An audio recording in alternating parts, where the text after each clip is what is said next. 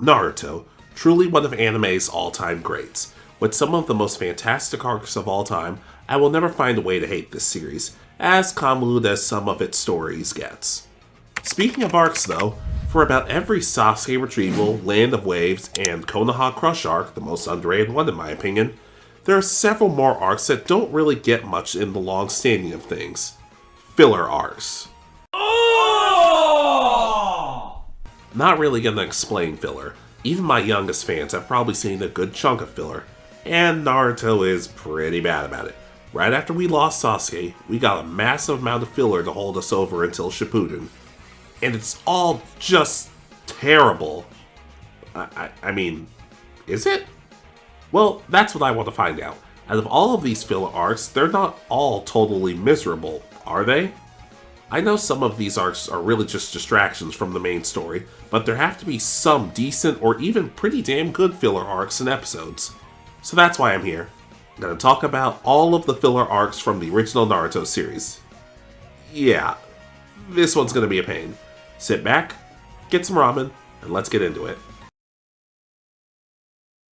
Let's start with a good arc. First up, we meet the Fuma clan. Naruto and Sakura are of course trying to find info on Sasuke. They're planning on leaving the village, but Jiraiya wants to keep an eye on them because, well, he's not an idiot.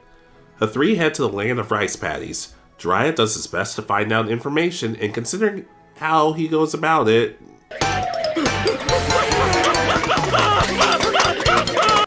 it doesn't work. Meanwhile, Sakura and Naruto get ambushed by a mysterious ninja.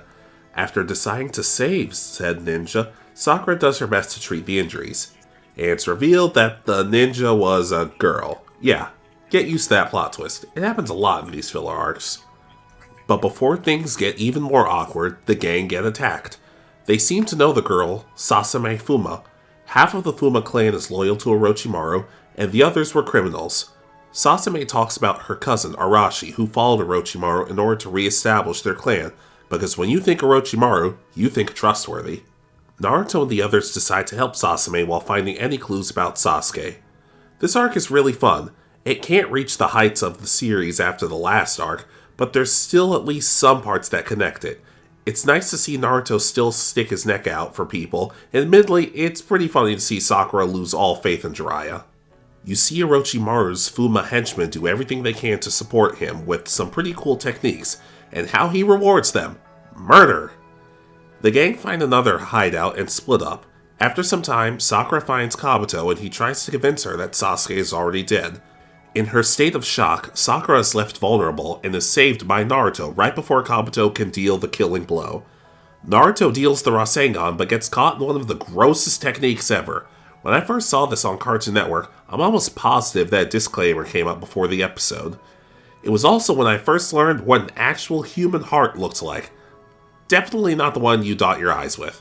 Before Naruto can be killed, Sasame and Sakura save him with a seal wrapped around a kunai. Feels like that kind of stuff should be used more often, but whatever. Also, that's not Kabuto, but another Fuma clan member, Kagero. They find Arashi and he is, well, not the handsomest figure in the world. After a thorough ass whooping, the gang is finally able to wake Arashi up. He gives a speech to Sasame and dies. No, they don't save him. The Fuma clan are grateful for being freed from Orochimaru's rule, and Naruto's crew goes back home. Frustrated over her lack of progress, Sakura approaches Tsunade. I would like to be your apprentice. Overall, a solid arc to start the filler. It still has some ties to the main story, provides some development for Sakura, and the Fuma clan are kinda cool. They don't feel super overpowered, and their techniques are kinda cool. Oh no, not this one. This one is the Mizuki arc. Yeah, that guy who showed up in the first episode and berated Naruto. No one's favorite villain. And this arc starts really good.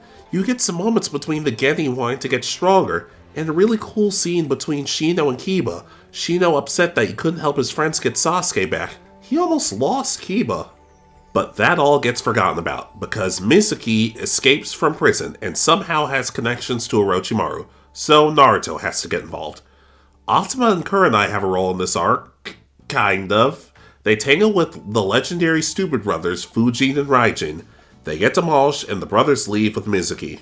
But you can't have Mizuki without Iruka, who really seems to want to bring Mizuki back. When they were kids, Mizuki only pretended to be nice to Iruka. He was jealous about the attention Iruka received because Iruka's parents died. But it was also shown that Mizuki was passed over for promotions due to him letting people die on missions. That point should probably be more of a plot point, but eh. Meanwhile, Naruto faces Fujin and Raijin and gets stomped. The brothers can be kind of funny sometimes, but this fight is just kind of boring.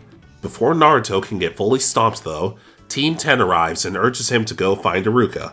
We get a new jutsu from Ino, which is surprisingly effective to start, and we get a bit of a confident Choji. That's right, suckers! You're looking at the #1 handsome chubby ninja in the land! Okay, I gotta start using that. Naruto finds Iruka and tries to help him fight Mizuki. The main thing we get is Naruto returning the favor with the shuriken to the back. But, yeah. Tiger Mizuki.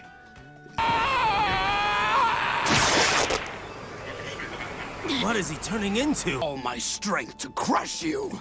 Now. Yeah, Mizuki turns into a tiger thanks to a potion. I don't even want to rant, but that's just dumb. Holy crap, that is dumb. Team 10 are also running out of chakra, but Tsunade saves them and threatens the brothers with no dinner if they don't behave. 100% clear. If you are 1 minute late, you get no dinner. Yes, ma'am. Okay, that's just cold-blooded. But not before Choji comes in with another banger. Man, are you okay, pal? Well, I'm not dead. Oh, I love you, Choji. Oh, yay, more Mizuki. That's what I want. His speed deteriorates and lol, Naruto wins. Mizuki also has a fiancé, but who cares? She doesn't do much. Yeah, this arc is so dumb. I don't have too many positives about this arc, and even on a rewatch, it's still pretty bad. The next good arc we had was the Bikōchū beetle arc. Shino lets on that there's a beetle that sense of smell can track almost anything, even Sasuke, so he's put in charge of Team 8 while they search for the beetle. But of course, Naruto gets to come too. Hiyashi tells Hinata before she leaves that, well, he gives her some encouragement. Try not to be a burden to those around you if you're able to help it. Yikes. The team continue their journey to the beetle's habitat, and we get Naruto just being the worst teammate ever. It's an insect-themed mission, and yet he thinks he knows better than Shino. We also see him with his pants down. That sigh humanized Kiba for me more than you guys will ever know. The team find the area and look for the beetle, and Naruto has no idea what he's looking for. See? I knew I found the right one this time. But, Naruto? I'm pretty sure this is a different insect. Huh? What makes you say that? It's way too big to be our bug! But that's not all. The kids are also being followed by members of the Kamizuru clan, a clan of bee users from the village hidden in the stone. The clan supposedly had a very brutal rivalry with the Aburame clan, just barely losing out. The three want to find the scroll of the first Tsuchikage's forbidden jutsu. Hinata, Kiba, and Shino all notice the three Kamizurus following them. They decide to keep their mouths shut from Naruto. Can't really blame them. This arc is really good because of Hinata's story. She felt like she was slowing the team down. Her confidence was shot, but thanks to the others, she felt like she gained the courage to believe in herself and find the beetle. But the arc doesn't end there. The Kamizurus kidnap Hinata and hold her ransom for the beetle. Shino and the others do their best to keep the beetle and save Hinata. There's some really cool moments in the next several episodes. Shino contemplating how Hinata would feel about this and showing just how good of a leader he can be and a strategist. Even Kiba gets a moment or two where he saves the gang. Hinata frees herself and masters her own 64 palms technique. It's even shown during flashbacks that Kiba and Shino helped her out with it. These three really did have one of the best squad dynamics in the show. It's just a shame they rarely ever got to show it. Our heroes win, get the beetle, but before it can smell Sasuke's headband, of course. So they head back to the village, and Hinata describes John Cena's heel turn to her father and Neji. Yes, it was a complete failure. Lame ending to the arc, but it was still fun. It's nice to see Hinata grow, and Teammate in general is always fun to follow. It's just too bad. I would have loved the Kamizurus to have a child that becomes rivals with Shino, and then maybe even friends afterwards. Something like that. Oh well. Next up is the Curry of Life arc. I know that's not what it's called, but you guys know what we're here for. Naruto finds some injured men from a village, and they want to help getting rid of some gang of hooligans. He goes with Team Guy to investigate. The leader of the gang, Raiga Kurosuki, is rumored to have been a member of the 7 Ninja Swordsmen of the Mist. With that rumor in mind, he may have info on Kisame, and Kisame leads to Itachi. Before they get to the village, they find a restaurant with a woman who knows Lee. She helped wake him up with the Curry of Life. This curry has been memed so much, and deservedly so. It has been made in real life. It has been the flag bearer of all the filler arcs, and it completely overshadows everything in this arc according to most fans. And deservedly so, because it almost destroys the whole cast.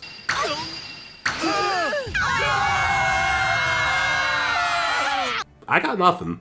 That's just funny. Lee asks the owner, Lady Sancho, about the whereabouts of her son, Karashi. She doesn't seem to know, but has a clue it might have something to do with the bandits previously mentioned. The squad finds some abused villagers, but Raiga has a bit of a weird way of having fun. By throwing funerals for people who are still alive. Yikes. The gang find Karashi among the gang members. Apparently he wants to be strong just like Lee and decide to join the gang. Neji tries to use the Byakugan to find more enemies, but he's unable to see much of anything. Raiga fights against our heroes, but is defeated rather easily. However, the story doesn't end there. Turns out, Raiga had someone on his back. A child named Ranmaru. Huh. An anime character with a sword who carries around a smaller person on his back. Nope, doesn't sound familiar. As it turns out, Ranmaru has a Kekkei Genkai that can mask chakra and deceive people's senses, hence why the Byakugan was useless. Ranmaru claims that Raiga had been taking care of him for a good while. The two had a similar dynamic to Haku and Zabuza, except, well, you'll see later. With Raiga presumably dead, they take Ranmaru back to Granny Sancho, and she punishes Karashi with a truly horrifying curry. That said, Karashi and Ranmaru are convinced that Raiga is still alive, and Karashi is willing to sacrifice Naruto and friends in order to save his own life. What a dick! Even so, Neji and the others do their best to be cautious during a storm, and they all have to fight Raiga again. Raiga admits to Naruto that he does know Kisame, and that he hates him. And now I hate Raiga, cause no one dumps on my favorite Akatsuki member. While the fight is going on, Tenten talks with Ranmaru, and we actually get a bit of fire from her. Ranmaru feels he has no reason to live. Since he lost Raiga, he feels empty. And while some people might be loving and encouraging, Tenten is not. Tenten lectures Ranmaru about how he needs to be accountable about his wrongdoings, and that life can be worth living for if you have a purpose. It even kind of shows a bit of Tenten's character. She's logical and at times kind of harsh, but she wants what's best for people. People help each other, whether it's saving their life or just lending a hand. If someone needs help, don't you naturally just step in? Raiga beats the others, but Karashi has a change of heart and brings Granny Sancho with her curry. It wakes up Lee and puts him in a drunken fist state. At this point, how he hasn't harnessed that power into something more permanent is a tad disappointing. The only person the curry can't seem to wake up is Neji, who can't handle the spicy food and pretty much dies from the curry. I don't know, still a better written death than his one in the war arc. They beat Raiga and he gives himself a funeral. Honestly, this arc is kind of underrated. Sure, the curry stuff is fun, but it's nice to see the gang help Ranmaru. It's cool that he actually got to live and try to make something of his life. But now I'm just sad that his obvious counterpart, Haku, couldn't do the same, but maybe that's another video for another day. Next up is... yeah, this one ain't my favorite. Naruto meets a guy named Chishima, and he wants some help in his home, the Land of Birds. There's a ghost warrior that seems to be looming. Yes, that's a real thing in Naruto. Naruto goes alongside Tenten and Neji to investigate. One of the Daimyo advisors explains things, but they run into a ghost. Neji claims that there's no living being inside the armor, but Naruto is still suspicious. Another advisor, Moso, felt as though this was a setup by Kome, the head strategist. But there's another layer to this. The Daimyo, Sagi. Sagi is close with Shishima and is supposed to do his best as Daimyo, but after his twin passed away, he lost all interest in the position. Naruto and the others investigate Kome, but fight another ghost who uses stronger ninjutsu. Thanks to some pretty shifty evidence, Kome gets arrested and the mission is seemingly complete. Naruto doesn't believe it, and decides to go do some snooping. He digs a bit too deep and gets into the Daimyo Palace, getting arrested. Since it's not part of their mission, Kakashi urges Tenten and Neji to seemingly return to the Leaf. Meanwhile, Naruto meets the Cursed Warrior and discovers that it is in fact Sagi. Yeah, guys, it was really hard for me to get through this arc. Not sure what it was, but it just failed to keep my attention. There's an episode in this arc called The Death of Naruto, and it doesn't feel like it's important. That's kind of impossible to do. Sagi claims that he wants to do this to find the killer of his dad and brother. They discover Moso was the one responsible for the deaths, and in an unexpected yet not completely original plot twist, it's revealed Sagi is actually a girl, Toki. She was living as her deceased twin brother. Through the arc, Naruto tried his best to encourage Toki that revenge wasn't the best idea. There are some fights in between this, like Kakashi taking on a henchman who can copy jutsu just like him. That's kinda cool. But Moso was revealed to be a ninja, what else would he be? And wants to take over the Land of Birds. He can't do that though, cause Naruto beats him. This arc is really similar to a later arc. It has some interesting ideas, but the execution just feels so boring. I can't even fully describe it, but I could almost never get into this arc. Maybe another rewatch later, but for now it's kind of dull. Next up, we get an arc that I have some mixed feelings on, but I would still say it's a good one. Anko leads a team with Naruto, Shino, and Ino. Oh yeah, team is a choice. They specifically say no one else was left. They're headed to the Land of the Sea in order to rid the area of a monster. But there's a problem. Anko has a history with the Land of the Sea, where they're headed, and so does our old friend Orochimaru. The snake sadist used this land as a hideout, and a lot of people went missing during that time. This was back when they actually wanted to talk about Anko's relationship with Orochimaru, or talk about Anko in general. Naruto runs into a girl who is feared from the rest of the town. He wants to help her because she seems nice, but she's rather closed off. Afterwards, the gang finds a ship but gets attacked. By whom? Yori and Suguri. You guys know, those two guys who got destroyed in the Chunin exams by Sasuke and Kankuro? No? Well, I don't blame you. I don't even know who you are. Naruto sinks to the bottom of the water, but is saved by the girl from before. The girl, Isaribi, lets him rest at her home, but wants him to leave. Naruto wants her to open up, but she's way too traumatized to let him in. Naruto reunites with his group, and they encounter the Nobodies again. They kidnap Isaribi and escape. Anko explains the connection, but Naruto still wants to save Isaribi. This arc is mostly good. It's cool to see Naruto want to stand up for and save Isaribi, but Anko doesn't get as much to work with as she should. This is one of the few arcs she gets in the series, and she feels more in the background. But that's okay, because she gets more to do... never. Huh, great. What do I win? Nothing! Now get out! What? Anyways, the gang infiltrate the hideout and discover that the man working with Isaribi claims to have connections to Orochimaru, which is somewhat true, and claims to want to turn Isaribi back to normal. Not true. Of course, Naruto and the others try to reason with her to no avail. We also get to see Shino go against Yoroi in the dream match that I'm sure someone asked for it. The man reveals that he never planned on saving Isaribi, but she still sides with Naruto after his talk no. We even get a Gamabunta sighting, and the day is saved. Like I said, if we'd gotten more focus on Anko's stuff, especially her memories and trauma with Orochimaru, this would have been excellent. But it's still pretty good for what it is, especially with this squad in particular. I joked earlier, but seeing different variations of squads and leaders to work with is actually what makes the show a lot of fun and unique. Isaribi sides with the Leaf and goes back with everyone to potentially get healed by Tsunade. All around, pretty damn solid. Next up, well, in all honesty, it's only a 2-episode arc, but I like it enough that I can say some stuff about it.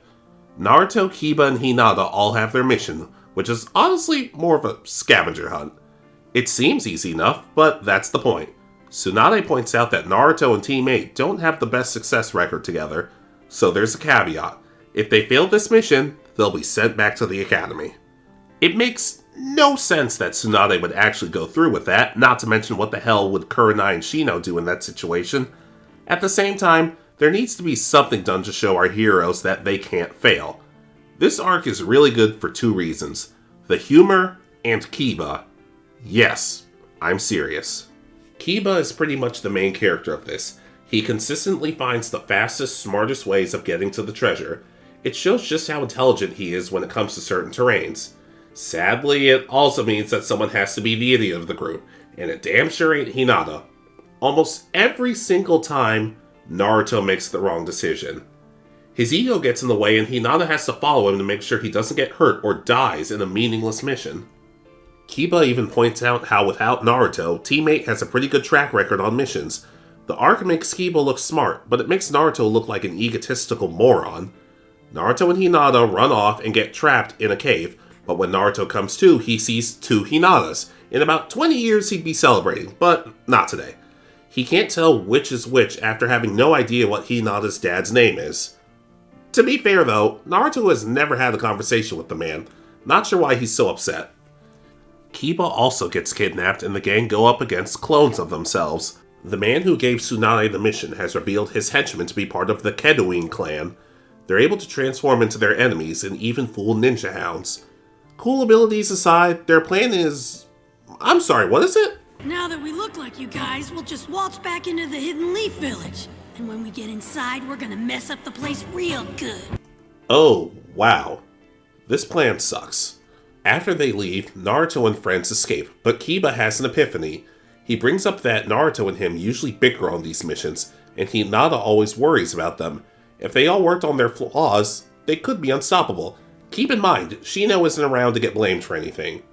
The kids head back, but the Kedouin clan have already started causing trouble, just by eating and killing Naruto's finances.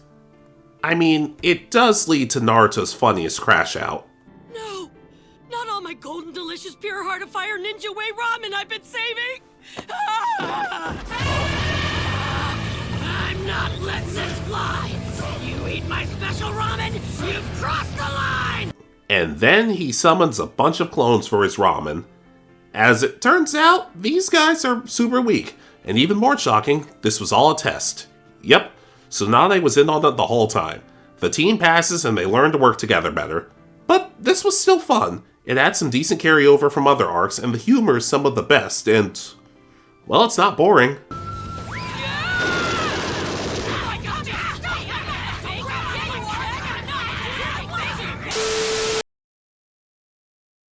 Next up, well, this arc was kind of tricky for me, because until a few weeks ago, I had never seen a single episode of this arc. But, here we go. The village Hoshigakure has contacted the Hidden Leaf for some help keeping their star safe. The star is a powerful artifact that's important to the village. It was just supposed to be Team Guy, but Naruto had to butt his head in with a bribe. I always appreciate arcs where we get to see more of the world outside of the 5 main villages. It's just a shame that half of the time we never see them again. They meet a genin named Sumeru, who introduces them to the leader of the village. The Hoshikage seems a little too close to Kisame's last name. Akahoshi explains that the star enhances power of shinobi who come in contact with it. Unfortunately, there's a drawback. The star takes an immense toll on everyone trying to protect it, so this already seems like it might be a bad idea.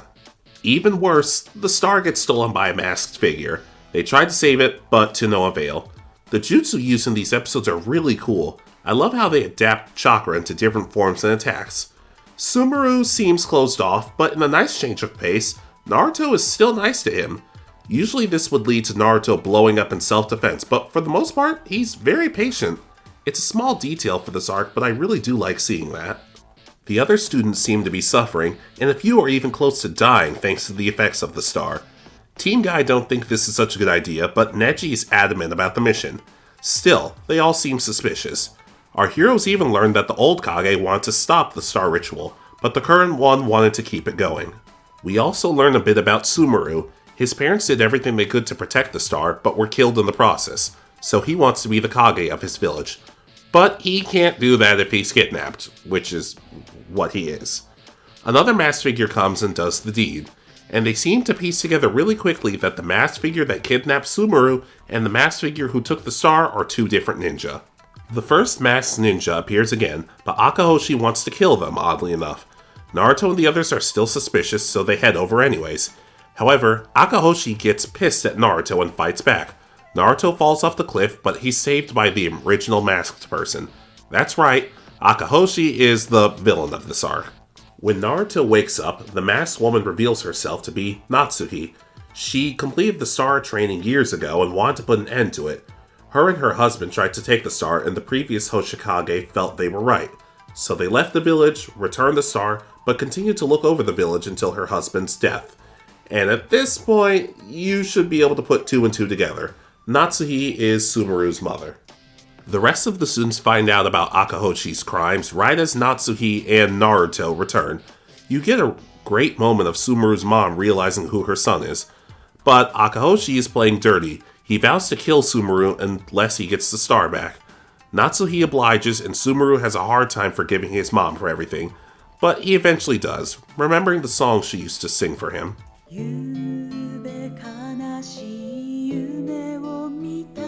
Neji claims that the mission is done, and they don't have any orders to do more, which is really stupid.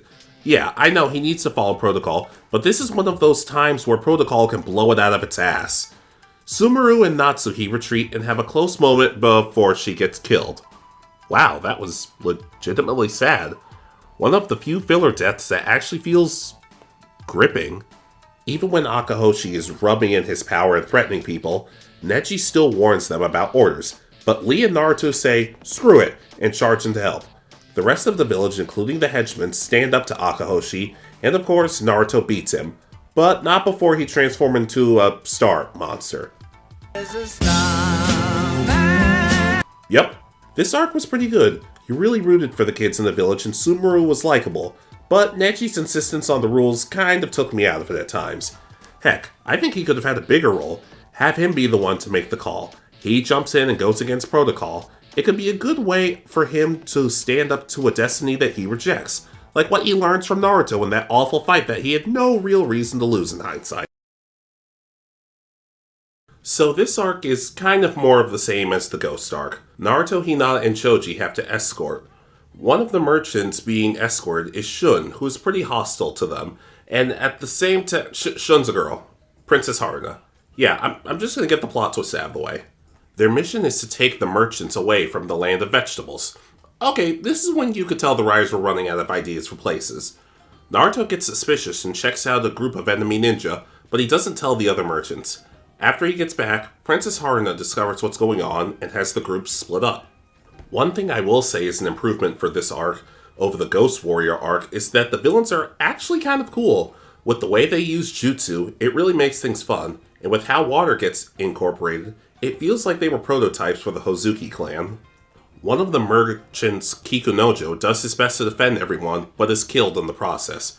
The group following the merchants, the Jonin, were responsible for the last daimo's death, that being Haruna's father.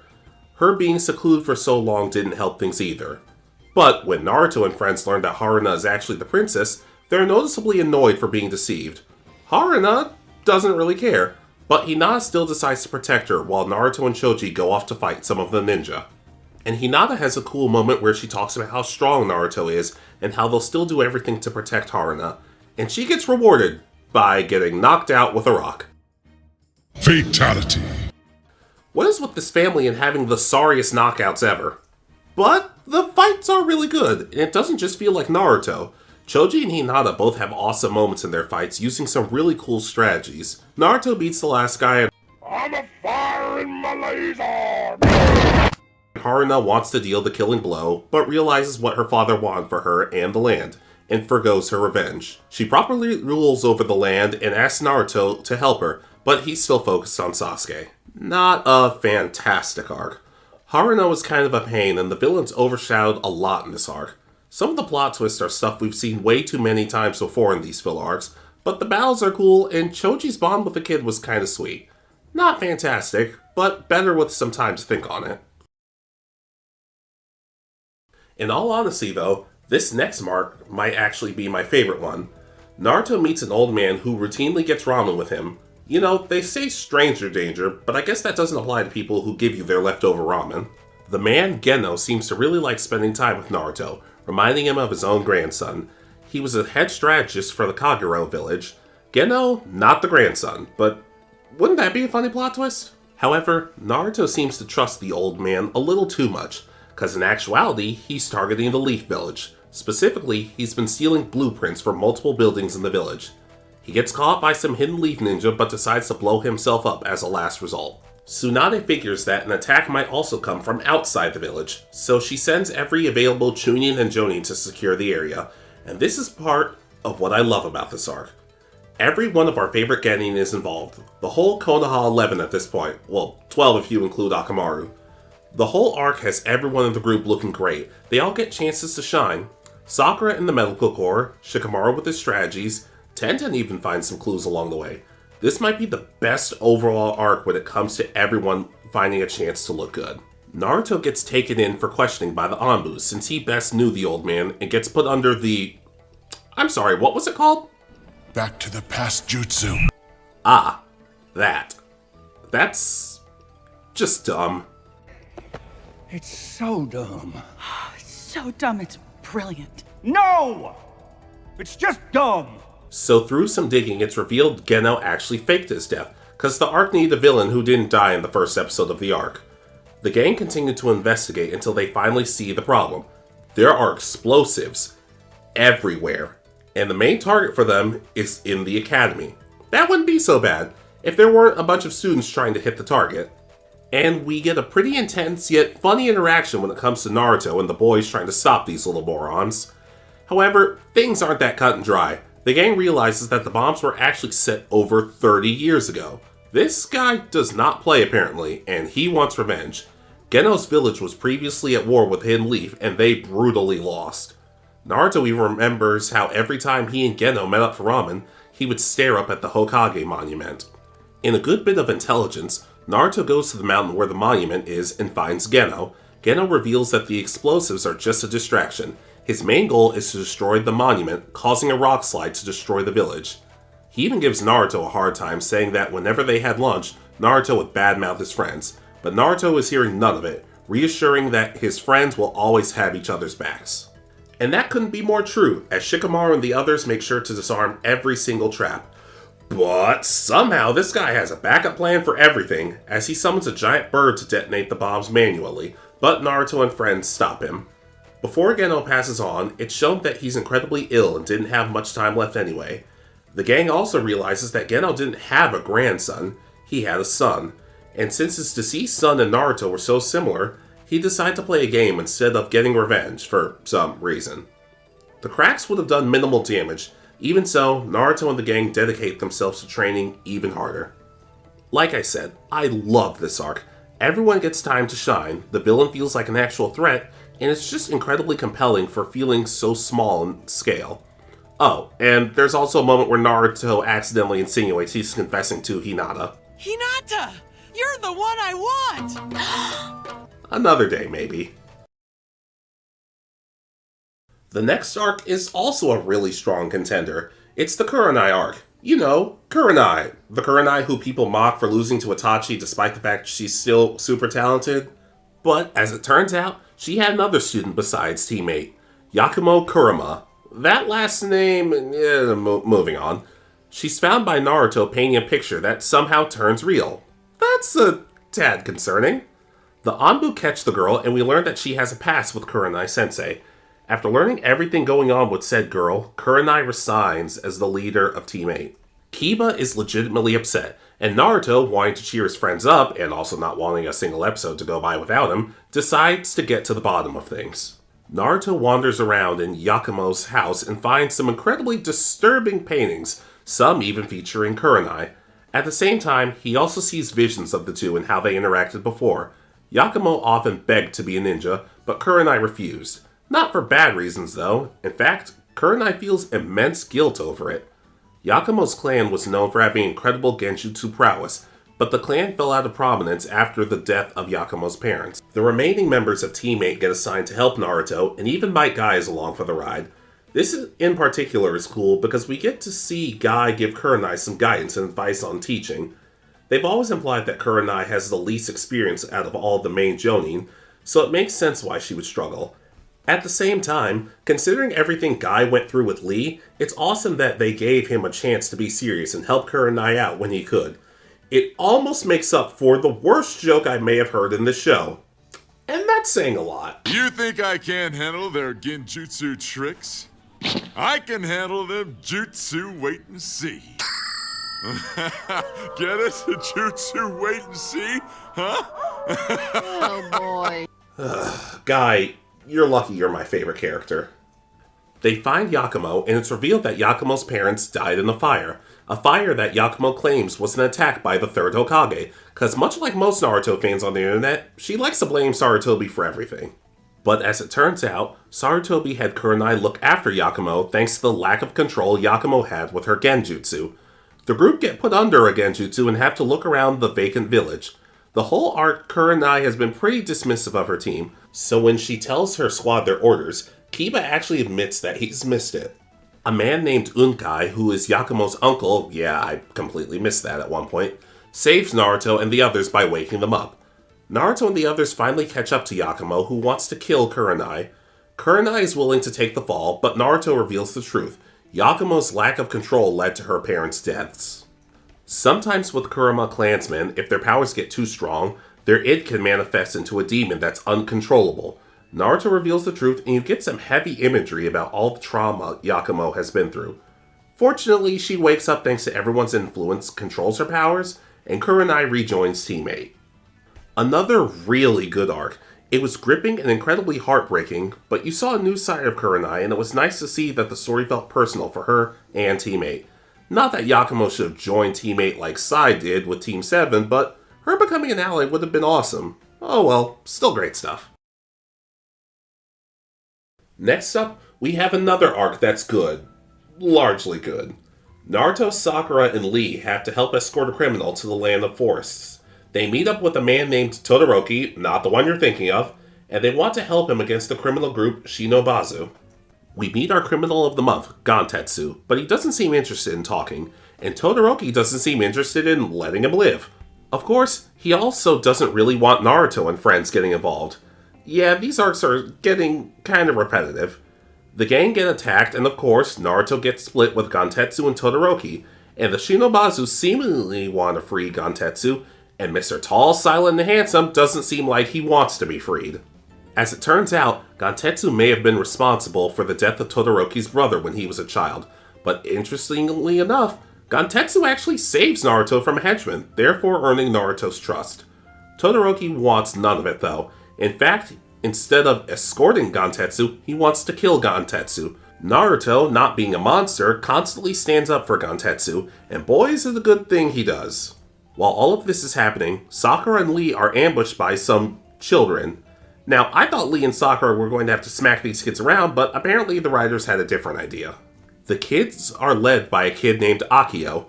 Lee and Sakura convince the kids that they're not the enemy. We get to see Naruto and Todoroki literally sweat through a trap, but it's too late as Akio gets kidnapped.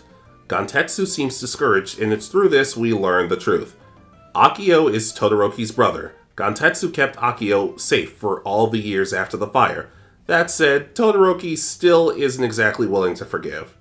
Gantetsu grew to feel guilty over the senseless killing of his group, so he did everything he could to keep the children safe. But the heroes work together and save the day. Todoroki lets Akio stay with Gantetsu and the other kids, and the mission technically fails. Huh. Yeah, so a pretty good arc, but the villains were kind of lackluster. Also, you don't put Rock Lee in an arc and have him do less than a sweater on the lampshade. Okay, let's move on before you think too hard about that. This time in... wow, there are a lot of these. I am tired. Naruto finds a stranger in the river after a mission. He brings the guy to the hospital, and there's some rule that outsiders can't be in the hospital. And he appears to know Sakura, too. Looks like hypothermia. Hypo what? You mean you know this guy? That's a funny name. It's not his name, you idiot. It's what happens when your body temperature... Oh, why bother? Yeah, hypothermia. He's a guy I used to know. She sure has some interesting friends. But unfortunately, the guy can't tell Naruto much due to losing his memory. Naruto bequeaths the name Menma in honor of the bamboo shoots he found. While trying to get his memories back, Menma helps around Naruto's house and does small tasks around the village. It's also revealed that Menma has an ocarina.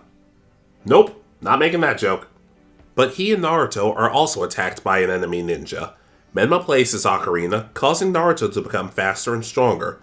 Through some deduction, Tsunade theorizes that Menma is from the land of rice paddies, thanks to him having sound-based jutsu. So Tsunade sends Naruto, Tenten, and Neji to the land to see if Menma can get his memories back, thanks to Naruto's influence. While traveling, Neji notices how fast and agile Menma is and is suspicious of him. The gang come across a ruined village with some shaken up people. Menma wants to stay and help, earning some brownie points from Naruto. However, most of the villagers want nothing to do with our heroes. One of the villagers explains that the gold mine nearby has been the reason for the attacks from the Sound Village. They help provide some protection against any oncoming ninja, but Menma is injured in an attack. When they try to do first aid, they see he has a mark on his body, exactly the same as the previous attackers. Menma, having regained his memories, admits that he was part of the gang, and knows of their plan to flood the village. Of course, no one really trusts him, but he continues to help out. During another attack, Menma even admits to Naruto that he's had his memories longer than he let on. While Naruto is furious, he also understands. Menma was part of a pretty evil gang, and probably just wanted to get away from it all and live a normal life. He just wanted to help people. In order to stop the flood, Menma detonates some explosive tags inside of the gold mine at the cost of his own life. Naruto beats the villains to save the day, and has some ramen with bamboo shoots at Menma's grave. This is another really good arc. It gave us more reason to hate the Sound Village for all the horrible stuff they've done, but Menma was still a likable character. Naruto's loyalty to him was easier to stomach when he felt betrayed, but his death was also incredibly sad. Man, what is with people in this show with sound-based jutsu dying so early into their screen time? And now we have our last arc, thank God. Hey, it's Gaara. He and the other Saiyan siblings are teaching a weapons class to some younger ninja. Only one girl seems to want to partner with Gaara, a girl named Matsuri. Matsuri is unsure, but not without reasoning. Apparently she froze up when her parents were killed with weapons. It's a bit awkward at first, but Gaara proves that he does have an interest in helping his new protege. But this arc also needs a plot. 4 shinobi known as the 4 Celestials appear and have beef with Gaara, cause it's always smart to pick on the kid who's put people on T-search just for fun. They attacked the students and kidnapped Matsuri, running off, trying to lure Gaara into a trap. The siblings decide to go after Matsuri, but they won't be alone. Shikamaru and Sakura have heard about the situation, so they recruit the rest of the Konoha Genin for help. They make a point in saying that they want to repay the Saiyan for helping them with the Sasuke retrieval arc, even though they wouldn't be even close considering the Saiyan tried to kill everyone in the leaf, but hey, I guess it's cool. It's cool how Shino, Hinata, and Neji are doing scouting for this, and it helps make everyone feel like they're doing stuff. The Celestials are pretty cool too. They have some really cool abilities with their weapons, and it's especially cool with how much the Saiyan siblings struggle against them. Most of the Konoha split up and help the siblings. Shikamaru and Ino help Temari, Lee and Naruto help Gaara, and Kiba and Choji help Kankuro, the same people returning the favor for being saved in the Sasuke arc.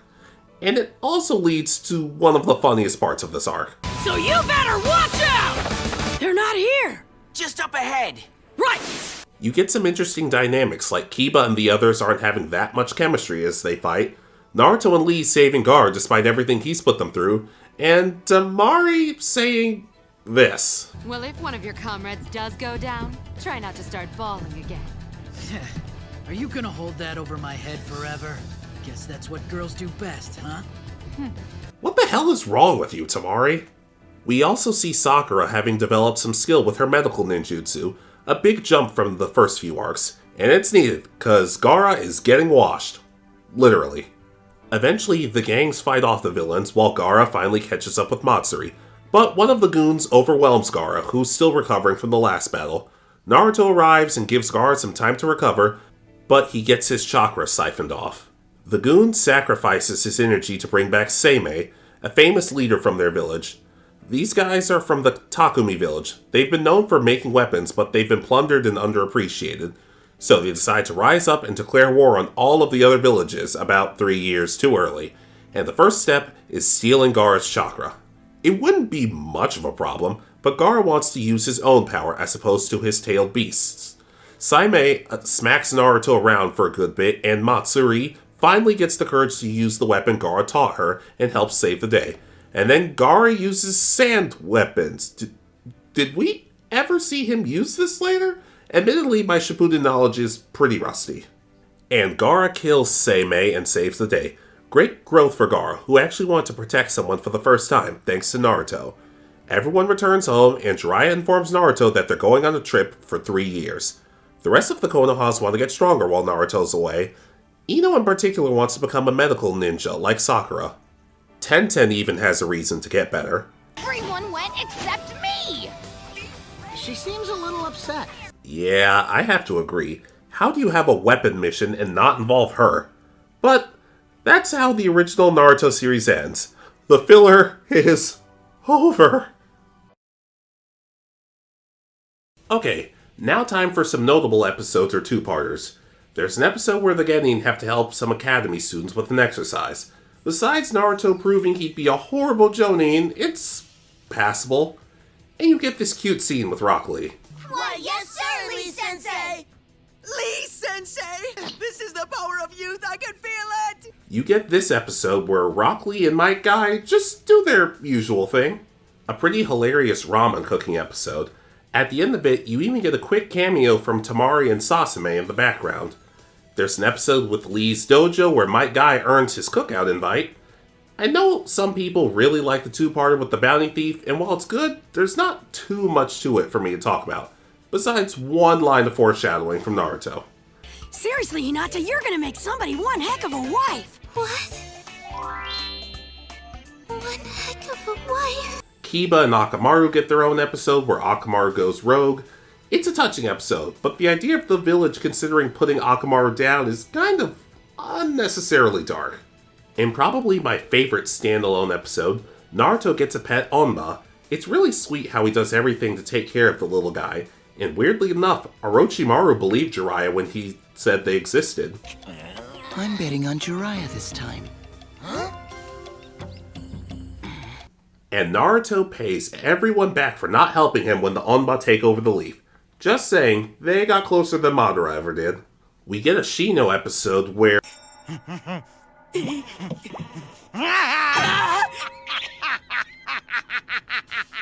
Well, he seems to be in good spirits. I guess that means the food is all right then. Moving on. And lastly, we get a two-parter about Lee's recovery, which really feels like it should have happened earlier in the series. Whatever. It has some fun taijutsu fights and reinforces Lee's determination. Not too bad. But it also shows how Neji and Tenten really care about Lee. Neji admitting how much he respects Lee. It's too bad they never paid off this rivalry. To youth! To effort! And here's to the chicken that crossed the road. But seriously, folks. Sorry. Had no idea where else to put that, and I will provide no context. So yeah, Naruto's filler. I have a headache. Now on the one hand, it was a lot of fun. So many of these arcs don't get the love they deserve, and I would really recommend going out of your way to watch them. The Fuma Clan, Konoha Plans, Star Arc, and Yakumo missions stand out as favorites to me. But I definitely get why people wouldn't want to go through this trouble. It's hard to get excited when some of this stuff doesn't matter long term. I want to see some of these filler characters again, but I know for the most part, that's just wishful thinking. Naruto himself is also kind of tricky. Half of the time he's engaging in making these arcs worthwhile, and the other half he's a bumbling idiot taking my enjoyment away. In all honesty, this should have been split. Half some of the filler with Naruto and Jiraiya adventuring and training, and the other half about our Konoha Genin or even other villages. That said, all of the Genin feel pretty important here. Everyone gets time to shine, and it makes the arcs feel more refreshing in the long run. Not to mention, the opening songs are still fantastic. All of them make you feel excited for what was next. Namikaze's Satellite being my favorite one, despite the fact that shows Ino, kill it! Kill it! Kill it! Hey, If I had to see it, so did you. But yeah, Naruto fillers. Way too long and not super consequential, but still pretty damn fun. And that's all we really needed. For anyone who decided to listen to this ramble all the way through, I thank you. What are some of your favorite filler clans? Episodes? Arcs? Just let me know. Now, if you'll excuse me, I need a break from Naruto for a while. Catch you guys next time. Look, I'm just saying, if Naruto games had some of the filler clans and abilities as options, that wouldn't suck. I don't need 20 people running around with Sharingans and Nine-Tails chakra.